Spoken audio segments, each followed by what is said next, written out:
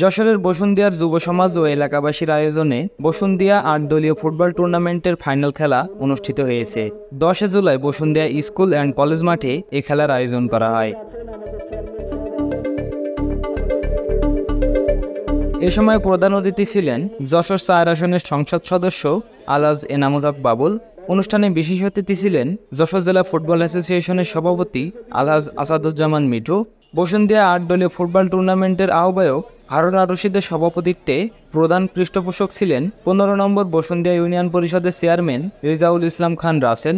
এছাড়াও আরও উপস্থিত ছিলেন ৯ নম্বর জামদিয়া ইউনিয়ন পরিষদের চেয়ারম্যান শেখ আরিফুল ইসলাম তিব্বত। আজ ফাইনালে যশোর খেলোয়াড় সমিতি ও আনসার বিডিপি বলাকা ক্লাবের মধ্যে ১-০ গোলে যশোর খেলোয়াড় কল্যাণ সমিতি বিজয় লাভ করেছেন।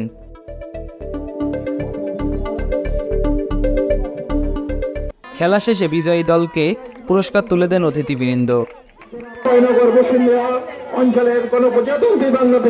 আমি অত্যন্ত খুশি আজকের এই মাঠে উপস্থিত পারে। সুন্দর একটি মাঠ, বসুন্ধিয়ার মাঠটা খুব ঢোকার সময় খুব ভালো লাগছিল।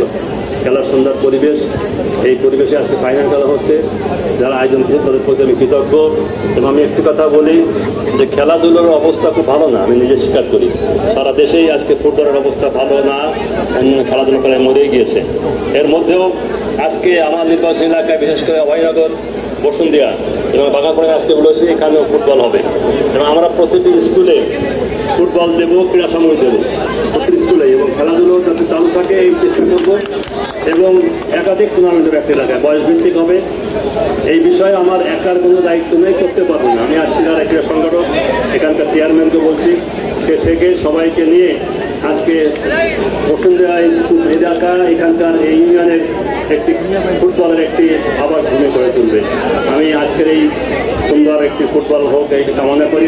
কমিটির সাথে যারা জড়িত তাদের প্রত্যেককে আমি ধন্যবাদ জানাচ্ছি। একই সাথে দুই দলকে অনুরোধ করব, যারা খেলার মাঠে খেলার মনোভাব দেখিয়ে রেফারিদের সিদ্ধান্ত মেনে আজকের যে দর্শকরা আছে তাদেরকে অত্যন্ত খেলার শৈলী একটি ভালো খেলা উপহার দেবেন এই আশাবাদ ব্যক্ত করে আমি বলতে চাই, এই টুর্নামেন্টের সাথে যে কোনো বিষয়ে এর আগে আমি এই মাঠে এসেছি দু একবার।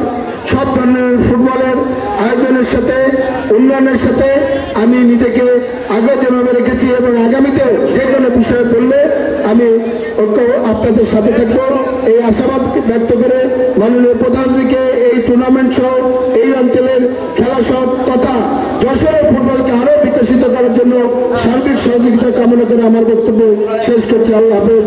জয় বাংলা, জয় বঙ্গবন্ধু।